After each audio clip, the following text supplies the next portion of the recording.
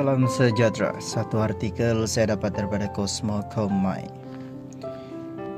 Ingin berkahwin lagi sebab saya mahukan anak. Fazura.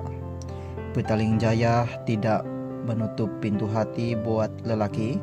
Selama-lamanya, pelakon dan usahawan terkenal Nur Fazura terbuka untuk mendirikan rumah tangga lagi kerana dia mahu menambah zuriat.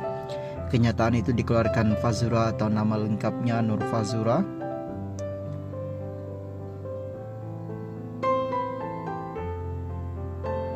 Sarifuddin 42 sewaktu berbual dengan peminat di sebuah expo di Singapura.